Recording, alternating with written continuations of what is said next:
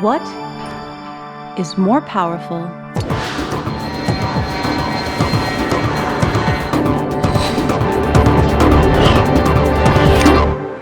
than a human connection?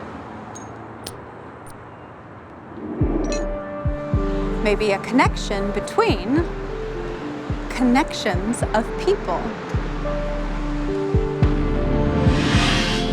Could such a connection of connections be more powerful and more stable than a connection of individuals? One of the most intimate relationships we have is the relationship between us and money. And I want to tell you about a revolution in that relationship.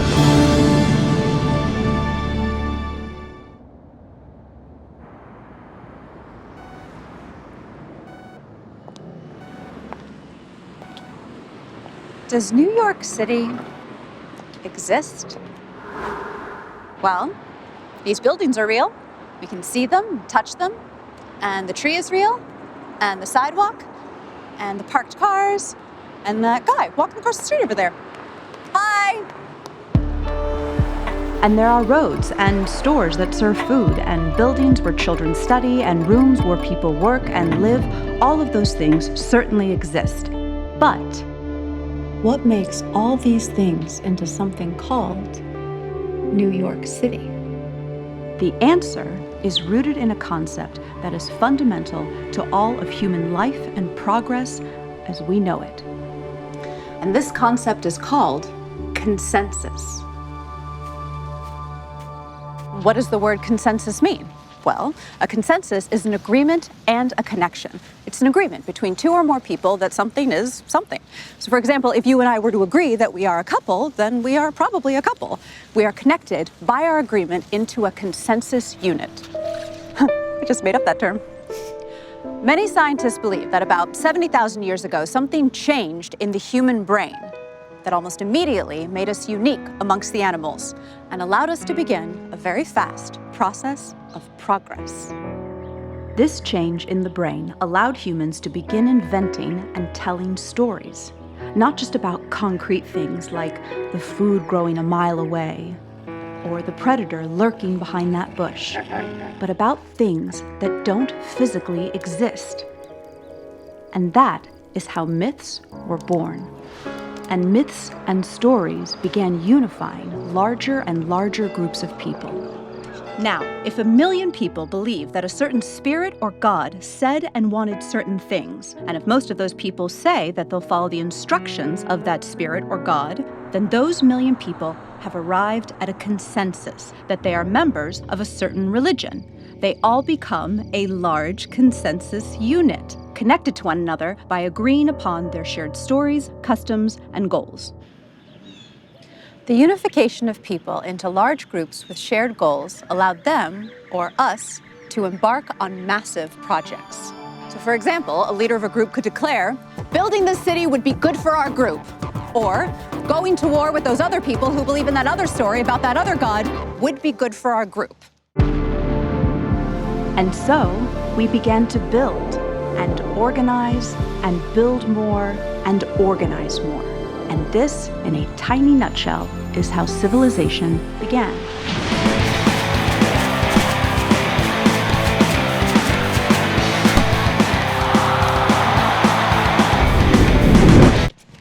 Soccer, a game with rules and a ball and numbers on shirts and audiences who cheer, isn't some physical object we can see and measure. It's a concept that has been developed and agreed upon. Someone said, okay, we're gonna play a game and we'll have a ball and there'll be 11 people over there and 11 people over there, and if you touch the ball with your hands, you're in trouble. Consensus allows these things to actually have meaning for all of us. New York City, Beijing, Paris, Italy, NASA, the bank, they all do exist because there is a consensus, at least among most of us, that they exist. Okay, enough history. Let's talk about our money. Money does not grow on trees. Yeah, of course money grows on trees. However, money is also a consensus. In fact, money may be one of the most important consensuses Is that a word? Anyway, money might be the most important consensus in human history. And yes, money does come from paper, which I guess does come from a tree. So I guess money does come from trees. Dollars, yuans, euros, rupees, liras, shekels. None of these are biological organisms that simply exist independently of us, right? Money has value because we agree, we have a consensus that it has value. Usually we think of a consensus as an agreement between two or more individuals, but is that seemingly natural, normal form of consensus making too weak? Can one small change in how consensus is arrived at make a massive difference? And can a connection between two individuals become the fundamental unit of a stable and reliable network that can grow our money? I'll explain.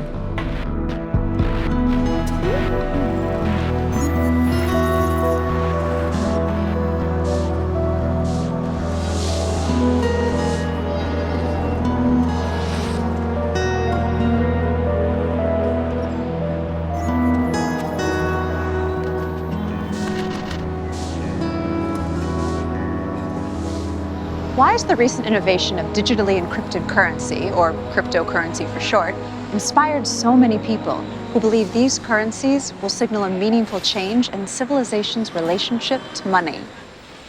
Hey, can I borrow that thing for a second? Sure, if you pay me 3 bitcoins.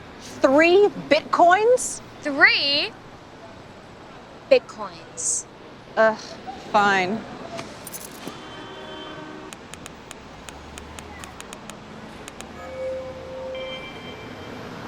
Thanks. Catch.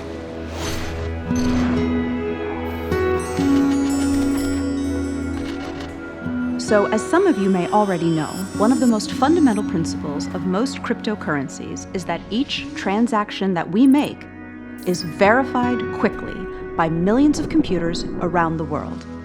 These transactions and verifications are recorded and then stored in a sophisticated, ever-growing list that cannot be tampered with and which is publicly available for anyone who wants to see it.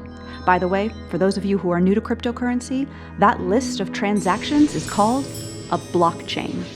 The fact that millions of computers, all owned by people like you and me, have to be in consensus with one another about each transaction being real and valid creates something that mankind has never seen before.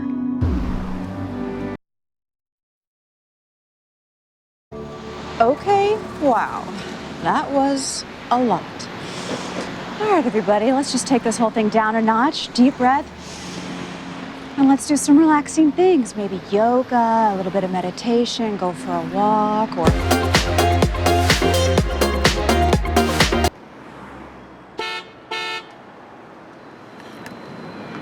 Anyway.